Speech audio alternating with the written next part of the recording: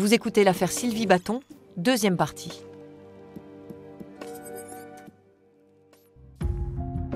Les meurtres de Pascal Escarfel et Sylvie Baton n'étaient donc pas liés. À la fin des années 90, faute de nouvelles pistes, l'affaire tombe peu à peu dans l'oubli.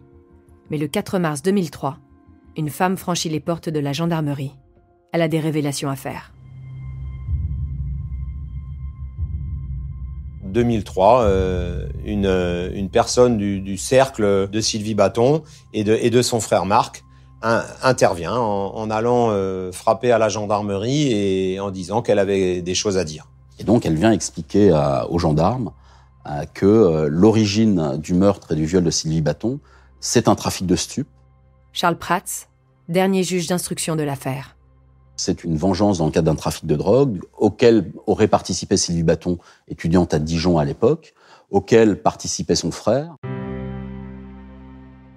De début 1984 jusqu'au mois de janvier 1989, Sylvie nous approvisionnait en drogue dure et douce. Sylvie Baton achetait auprès de Marc 2000 francs d'héroïne et de hashish par semaine, pour sa consommation et également pour assurer une revente sur Dijon. Marc avait appris que Sylvie voulait le doubler dans le trafic de drogue. Je suis persuadée que l'assassinat est lié au marché de la drogue et que Sylvie a été purement et simplement éliminée. Marc est soupçonné d'être l'instigateur du meurtre de sa sœur.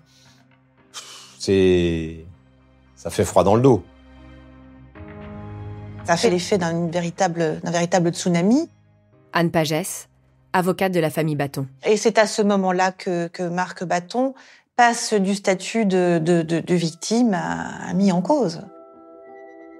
Les deux enfants ont deux profils totalement différents, en fait.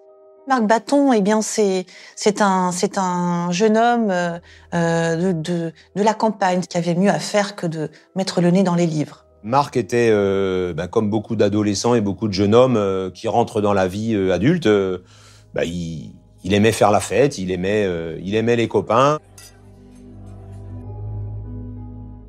Il avait quelques problèmes avec la consommation de drogue, par exemple. Là, c'était bien connu sur la place d'Avalon. Il a été placé en garde à vue. Et c'est allé très loin, puisque le juge d'instruction de l'époque était allé jusqu'à dire aux parents de Sylvie Baton que c'était leur fils, donc le frère de Sylvie Baton, qui était à l'origine de l'affaire. Donc vous imaginez le choc dans la famille. Pour Daniel Baton, c'est le coup de massue. Et elle m'a expliqué que elle y a cru quand même. Elle s'est dit, et pourquoi pas? Tout est possible. Elle avait cette espèce d'objectivité. Martine Dubois, avocate de la famille Baton. Qui lui faisait dire, s'il y a des preuves contre mon fils, il faudra assumer, quoi. Il faudra assumer. Les investigations vont être menées, il va y avoir des tas de gens mis en garde à vue, encore une fois. Il y a eu quelques témoignages, mais qui n'ont rien donné, si vous voulez, au niveau des retours par rapport à l'enquête.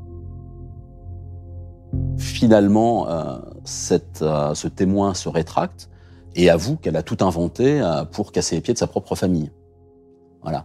Sauf que entre-temps, vous avez eu une rumeur qui s'est répandue. On a sali la mémoire de Sylvie Baton, on a sali son frère, on a sali tous ces gens-là. Marc Baton est resté marqué au fer rouge. Dans sa réputation aussi. Ça reste un petit village et il a subi la mise au rebut populaire et puis il a subi la mise au rebut de sa famille. Vous imaginez ce que ça provoque comme destruction dans une cellule familiale.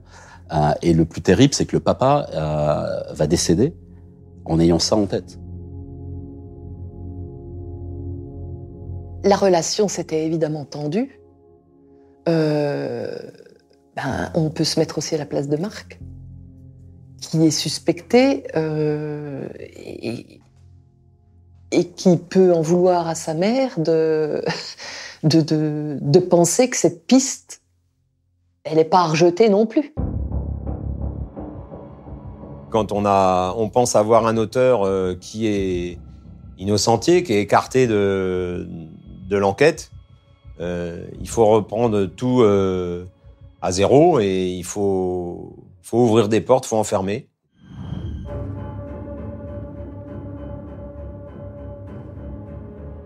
À un moment où l'affaire était quasiment, alors là moi j'en suis témoin, était quasiment bouclée. Prats arrive avec un esprit juge d'instruction mais enquêteur. Un esprit enquêteur qui était un peu dans son ADN pour le coup. Et là, c'était incroyable. On est au printemps 2006 et je dis bah attends, je vais reprendre le dossier quand même parce que je regarde un petit peu et comme en 89 on n'avait pas d'ADN, à partir des années 2000 la technique ADN commençait vraiment à exister et l'affaire Baton, elle était passée dans tous les laboratoires ADN de France. C'est-à-dire que les juges d'instruction avant moi avaient envoyé un peu partout des éléments à analyser. Et je me rappelle de ce rapport qui datait du début des années 2000, où justement sur la couverture et le drap, l'expert ADN notait « Ah tiens là, il y a une tache de sperme, mais on ne l'a pas analysé. » Pardon. Enfin, vous voyez, et là vous dites « Mais qu'est-ce que c'est que ce truc-là » Il décide de plonger dans les scellés de l'affaire Sylvie Baton pour retrouver tel ou tel élément. Il descend lui-même dans les méandres des caves du tribunal d'Auxerre. Et alors là, les scellés disparus. Plus de scellés. J'étais avec un greffier des scellés, j'ai dit merde, c'est où? Et donc on a dit non, on va chercher, donc on fait le tour des sous-sols du tribunal pour essayer de trouver les scellés et je vais les retrouver dans un local, ils étaient dans un carton sous une table et je les retrouve, ils étaient prêts à partir pour la poubelle, quoi, pour la destruction. Je dis wow. Non, on détruit pas des scellés d'une affaire en cours. Donc je récupère les scellés. Et surtout, il a demandé à une experte en génétique qui a mis sur le coup ses employés de faire tout ce qu'elle pouvait pour essayer de trouver quelque chose sur les traces de cette couverture.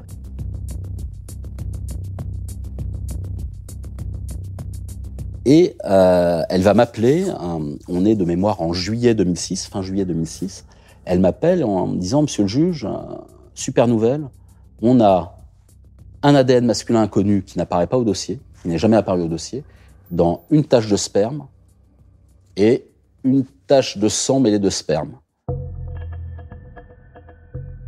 On y croit toujours, mais j'étais très circonspect. Je me disais, déjà, il faudrait une bonne chance qu'il soit intégré à un fichier national d'empreintes génétiques. Olivier Seran, directeur d'enquête à la police judiciaire d'Auxerre. C'était difficile, mais j'y croyais quand même. De toute façon, on n'avait rien à perdre. Et puis là, on a une réponse négative. Et au bout d'un moment, je me dis, quand même, vu le mode opératoire du criminel, c'est quasiment certain que le type, il avait déjà fait ça avant ou il a recommencé après. Et à ce moment-là, je me dis, bon, on va faire un truc, on va essayer de voir si le gars, il n'est pas ailleurs qu'en France.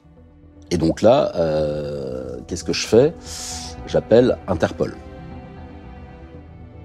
Les premières réponses, évidemment, sont décevantes, puisque chaque réponse qui arrive, l'Australie, des pays africains, des pays d'Europe de l'Est, des pays d'Amérique, les réponses sont négatives.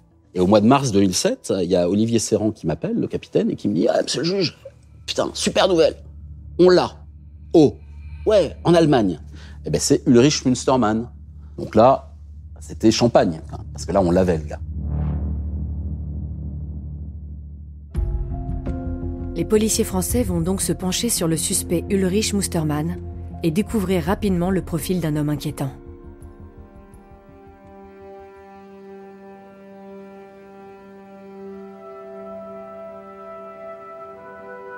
Ce qui est intéressant, c'était le pédigré du bonhomme. C'est-à-dire connu pour X faits de viol et meurtre en Allemagne, quoi. Et d'ailleurs, à ce moment-là, incarcéré.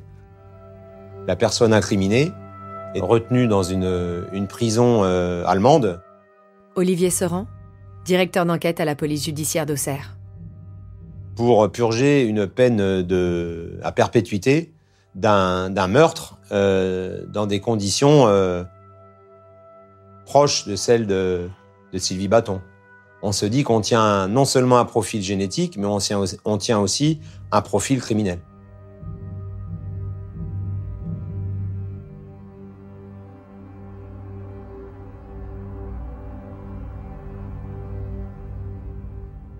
Mustermann, c'est un grand blond avec une âme noire, si je peux exprimer les choses ainsi. Bernard Revest, avocat de Ulrich Mustermann. C'est un enfant de la guerre. Il avait un frère, je sais, ou il a un frère. Il a été électricien. C'est quelqu'un de costaud, qui avait un regard froid et tout. Gérard Delorme, ancien journaliste à Lyon Républicaine. Mais c'était plutôt un beau garçon qui avait du succès avec les filles. Il était particulièrement sportif, en particulier, il aimait bien la musculation. Il faut savoir que, comme tout culturiste des années 80, Ulrich Mustermann se gavait d'anabolisants, dont les effets secondaires sont connus et notamment peuvent déclencher des accès de violence et peuvent exacerber une tendance à la violence. C'est un violeur en série. Il a commis des viols avérés en Allemagne en 1982, 84, 85. Il a eu après une affaire terrible, c'est le meurtre et le viol, je me souviens de ça, de la fille du directeur d'Esso Allemagne, qui a été retrouvée dans un champ et au bout du bout, il a été convaincu de ce que c'était lui, Mustermann, qui était le responsable de ce viol et de ce décès. Et il est condamné à la prison à perpétuité en Allemagne en 2002. Donc les Allemands, assez vite, ont accepté de nous le prêter. C'est-à-dire que ce n'était pas une extradition, c'était un prêt de détenu, comme il était en exécution de peine, pour pouvoir le mettre en examen en France, l'interroger, etc.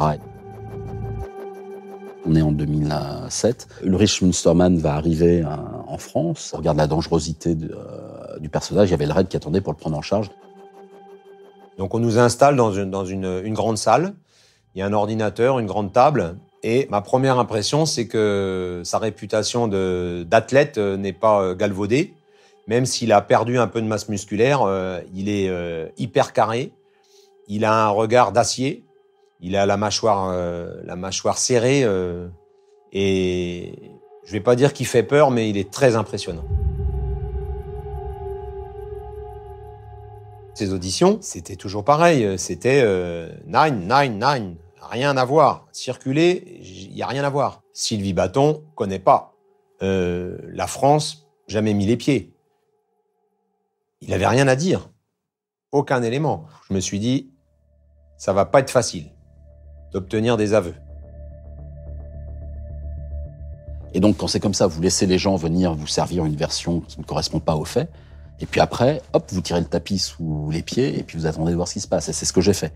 J'ai laissé Ulrich Mustermann me donner une version totalement abracadabrantesque, et derrière, je lui ai posé la question plein de fois. À chaque fois, je lui dis, mais comment vous expliquez que votre sperme, il est dans la maison? Comment votre sperme est arrivé dans la maison, à Avallon? Ouais, Mustermann, très emmerdé. Il a expliqué qu'il avait rencontré une jeune fille, mais il ne savait pas qu'elle s'appelait Sylvie Bâton, et qu'il a rencontré quand il était au camping, où il était resté quelques jours, que cette jeune femme était sur le camping, qu'ils s'étaient parlé, qu'ils s'étaient plu, qu'ils avaient couché ensemble, et que c'est tout. Pour quelqu'un qui n'avait rien du tout à dire, on avait bien avancé. Bien, vous êtes ici devant le camping municipal d'Avallon. Et c'est sur ce camping que Mustermann est arrivé en 1989. Il a séjourné ici 1 nuit, 2 nuits, on ne sait pas trop.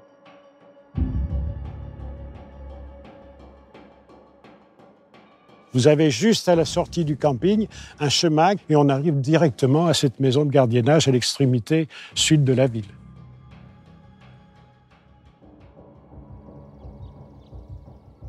Moi, mon scénario, c'est que Mustermann l'a repéré en passant devant la petite maison, devant la propriété. Et il a décidé de passer à l'action à un moment ou à l'autre.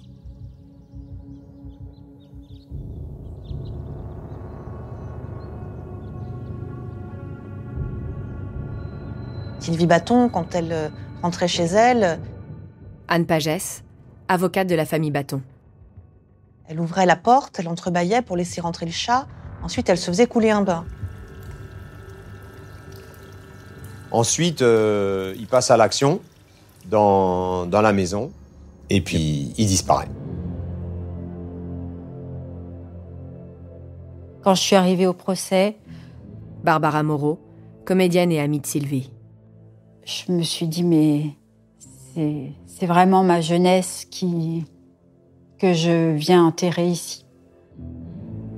C'est le début du procès d'Ulrich Münstermann aux Assises de Lyon. Ce repris de justice allemand sera jugé pour le viol et le meurtre de Sylvie Baton. Il encourt pour le meurtre de Sylvie Baton, de nouveau, la réclusion criminelle à perpétuité. Ce procès m'a paru tellement surréaliste, à beaucoup d'égards. Le premier jour, quand il est arrivé à l'audience, il est arrivé avec le GIGN cagoulé. Bernard Revest, avocat de Ulrich Münstermann. Mon client, là, qui arrivait enchaîné, les pieds, les mains, le GIGN autour de lui, avec les fusils braqués. Je me rappelle très bien qu'à l'audience, j'étais assis à côté de lui. Ça le rassurait un petit peu, mais moi, j'étais pas rassuré du tout. Quand l'accusé arrive, se met dans le box, il y a un face-à-face qui est...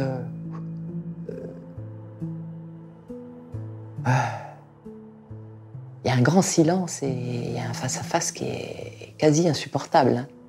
Martine Dubois, avocate de la famille Baton. Et là, il y a ceux qui baissent les yeux ou pas. Danielle Baton, elle n'a pas baissé les yeux et elle a fait face. Aujourd'hui, à l'audience, il était question des faits. L'accusé continue de nier ces faits malgré les preuves ADN formelles. Sauf coup de théâtre bien improbable, Münstermann devrait continuer à nier jusqu'au bout le viol et le meurtre de Sylvie Baton. Le verdict est attendu mardi prochain. Les axes de défense, c'est qu'à partir du moment où il dit « j'ai eu un rapport sexuel avec cette fille », vous me dites qu'elle s'appelle Sylvie Baton. Peut-être. Elle est morte, dans des conditions épouvantables. J'y suis pour rien. Mais, Monsieur Münstermann, vous avez déjà eu des histoires de viol pour lesquelles vous avez été condamné. Ça pose quand même un certain nombre d'interrogations. Et il vous répond « absolute nine ». Je n'y suis, absolument pas, je n'y suis pour rien. Il savait bien que c'était une comédie. Il savait bien qu'il n'avouerait pas. Et pour la maman, notamment, redire encore les mêmes choses, comment elle a trouvé Sylvie, tout ce qui s'est passé, toutes les années de calvaire qui ont suivi, c'est revivre encore une fois l'horreur. Et Danielle Baton à la barre, c'est pas qu'elle ait fait un mea culpa, mais elle a dit ce qu'elle avait à dire aussi à son fils. C'est au procès que Marc pleure. C'est au procès qu'il comprend enfin qu'elle s'en veut d'avoir à un moment donné peut-être soupçonné l'insoupçonnable et l'indicible. Danielle Baton a pris Marc dans ses bras, son fils, et lui a demandé pardon. Olivier Seran, directeur d'enquête à la police judiciaire d'Auxerre. J'en suis tout ému. D'ailleurs, j'ai assisté à cette scène, c'est poignant.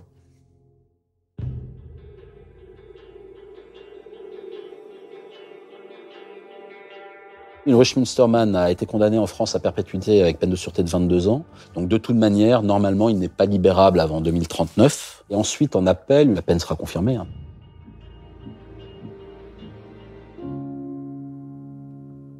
C'était fini. Et elle disait, Madame Baton, que voilà, elle allait pouvoir laisser se reposer Sylvie, qu'elle était allée au bout et que voilà, maintenant, c'était fini.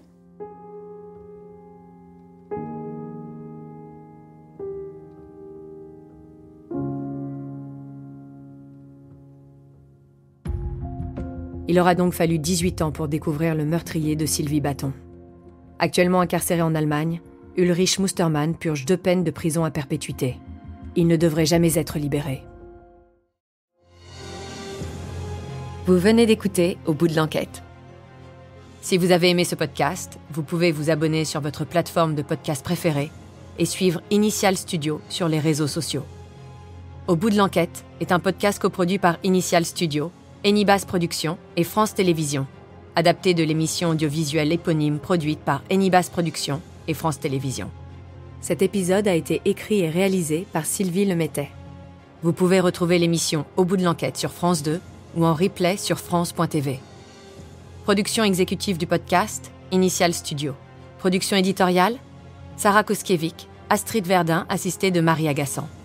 Montage, Joanna Lalonde, avec la voix de Julie Drey.